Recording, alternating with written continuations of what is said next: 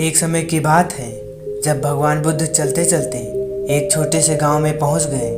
उनके गांव में प्रवेश करने की सूचना जैसे ही लोगों को मिली, सभी अपने अपने प्रश्न और परेशानियां लेकर बुद्ध जी के पास जाने लगे। सभी लोग एक एक करके अपने प्रश्न गौतम बुद्ध से पूछने लगे और उनके जवाब से संतुष्ट होकर वहां से घर लौटने लगे। एक व्यक्ति चुपचाप एक कोने में बैठकर ये सब कुछ देख रहा था।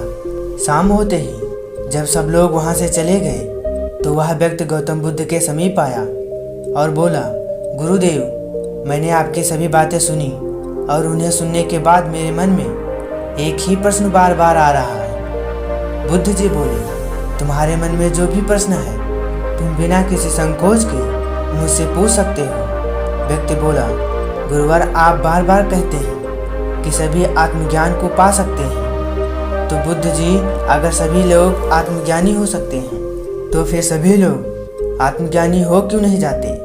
व्यक्ति की बात सुनकर बुद्ध जी मुस्कुराने लगे और बोले, शिष्य, तुम मेरा एक काम करो, तुम अपने गांव में मौजूद सभी लोगों की एक सूची बनाओ। सूची में उनका नाम और उनकी इच्छा लिखो। जैसे ही तुम्हारी सूची पूरी हो जाए वह सूची लेकर मेरे पास आ जाना, तुम्हें तुम्हारे प्रश्न का उत्तर मिल जाएगा। गांव बहुत छोटा था, जहां कुछ ही लोग रहते थे, इसीलिए वह व्यक्ति भी सूची बनाने के लिए तैयार हो गया।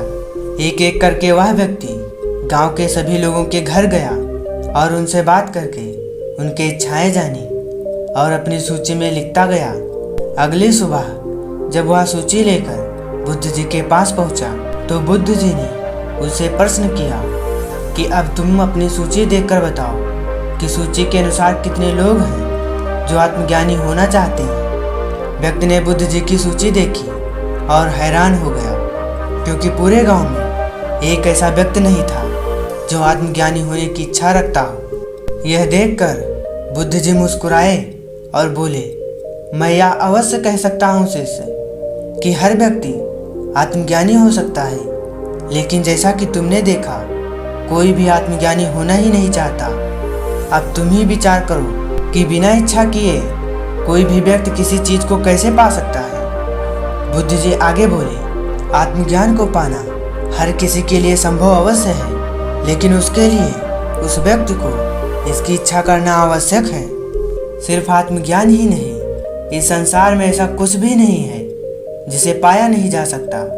बस आवश्यकता होती है पूरे विश्वास के साथ उस चीज की इच्छा करने की। दोस्तों, हम में से कई लोग किसी वस्तु को पाना तो चाहते हैं, लेकिन उसे कठिन या असंभव समझकर उसकी इच्छा नहीं करते, या उसकी इच्छा तो करते हैं लेकिन कुछ समय बाद उसे त्याग देते हैं, और यही गलती हमें सफल होने से रोक देती है। इसीलिए अगर आप किसी चीज़ को पाना चाहते हैं तो पूरे विश्वास के साथ उस चीज़ की इच्छा कीजिए और विश्वास के साथ उस दिशा में काम कीजिए। फिर देखिए, आप जो चाहेंगे उसे अवश्य पालेंगे। तो दोस्तों, ये थी गौतम बुद्ध से जुड़ी अनोखी कहानी, जो हमें मन की हर इच्छा पूरी करने की रहस्य बताती है।